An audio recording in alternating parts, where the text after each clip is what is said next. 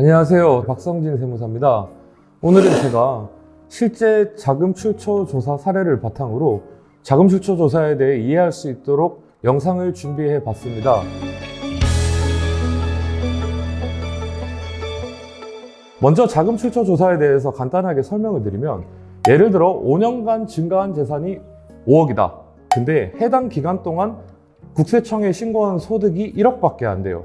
그러면 차액이 4억이 발생하죠. 국세청에서 봤을 때는 아니 당신은 5억의 재산이 늘 동안 국세청에 세금은 1억밖에 안 냈네. 그럼 그 4억은 어디서 났느냐에 대한 조사를 하는 게 자금 출처 조사의 기본적인 부분이라고 보시면 됩니다.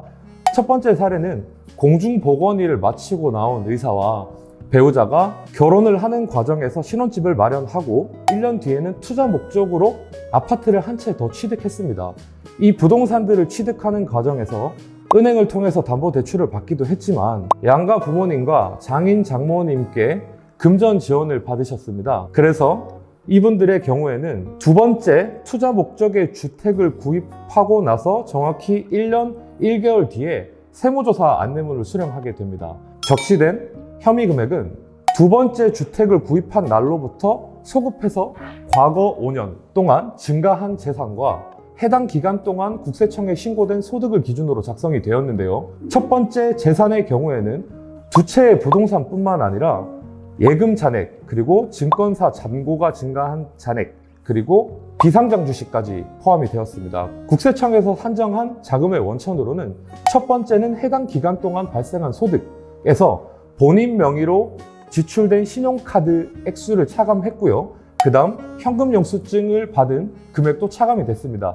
이를 가용소득이라고 합니다. 예를 들어 소득이 있으면 거기서 신용카드와 현금 영수증을 쓴 지출액만큼을 차감하고 남은 돈을 내가 사용할 수 있다, 이렇게 보는 거죠. 그리고 추가적으로 금융기관을 통해서 받은 대출액과 투자 목적의 집은 전세를 놨는데 그 전세금까지 자금의 원천으로 계산을 했습니다. 그래서 이분들의 경우에는 늘어난 재산과 자금의 원천의 차액이 약 8억 가까이 되었습니다.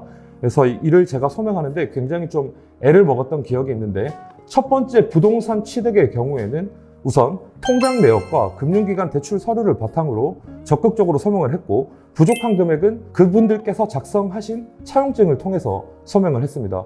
그리고 주식의 경우에는 부동산과는 조금 다른데요.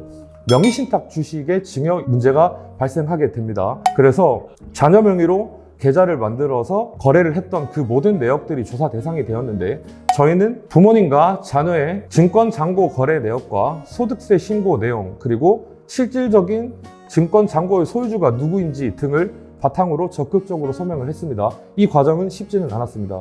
요즘에 동학개미 운동 같은 것들이 벌어지면서 주로 자녀들의 이름으로 통장을 만들어서 증권 투자를 하시는 분들이 많은데요. 정상적인 증여를 통해서 하시는 거면 상관이 없지만 자칫 잘못했다가는 차명 계좌로 오인을 받고 명의신탁 문제가 생겨서 증여세 이슈, 그리고 금융실명법 위반 등에 관한 문제가 생길 수 있으니 반드시 전문가와 상의 후에 이런 일들을 진행하시면 좋겠습니다. 두 번째 사례는 개업한 개원이의 사례입니다. 이분은 상가와 아파트를 취득하고 나서 세무조사를 수검하게 되었는데요.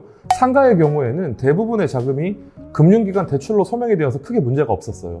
근데 아파트는 좀 달랐습니다. 본인이 살던 고가의 전세주택에서 나온 전세금을 합법적인 자금의 원천이라고 생각을 하셨습니다. 근데 국세청 세무조사 과정에서 밝혀진 사안은 해당 전세금의 대부분은 부모로부터 과거에 증여를 받았던 내역들이고, 또한 개업을 하고 본인이 소득을 신고하면서 일부 탄로한 소득들이 포함이 되어 있었습니다. 이런 게 자금 출처 조사에서 나오기도 하거든요. 그래서 제가 요즘도 상담을 해보면은 지금 본인이 거주하고 있는 집의 전세금을 너무 당연히 나의 합법적인 자금 원천이라 생각하시는 경향이 있습니다. 절대 그렇지 않기 때문에 유의하시기 바랍니다. 세 번째 사례입니다. 이분들도 가용소득이 부족해서 세무조사를 받으신 부분은 동일한데, 세무조사 과정에서 약간 특이한 사항이 있어서 제가 본 영상에 담아보게 됐습니다. 이분들은 과거에 남편이 배우자에게 배우자의 상가를 취득하기 위해 자금을 빌려주었습니다. 그리고 배우자는 그 돈으로 상가를 취득했고요. 그 다음에 배우자에게 빌려준 돈을 장모님이 사위죠, 이제 남편에게 갚습니다. 그래서 통장 거래의 흐름을 보면 남편이 배우자한테 돈을 보내고 그 돈을 장모님이 사위에게 갚는 식으로 이렇게 가게 된 거죠. 이들은 이 모든 거래를 내가 아내에게 빌려주고, 그리고 장모님이 나에게 그 돈을 갚았다라고 생각하고 계시는데 국세청의 생각은 당연히 다르겠죠. 통장 거래만 놓고 보면 이것은 명백히 남편이 아내에게 한번 증여를 하고 장모님이 사위에게 증여를 해서 즉 두 번의 증여가 있게 되는 겁니다. 이로 인해 발생하는 증여세액은 수억 원대였습니다. 그래서 이거를 저희가 소명을 하는데 다른 분들처럼 금융거래 당시에 어떠한 준비도 되어 있지 않았기 때문에 저희가 이거를 빌려준 거라고 입증할 수 있는 증거가 턱없이 부족했습니다.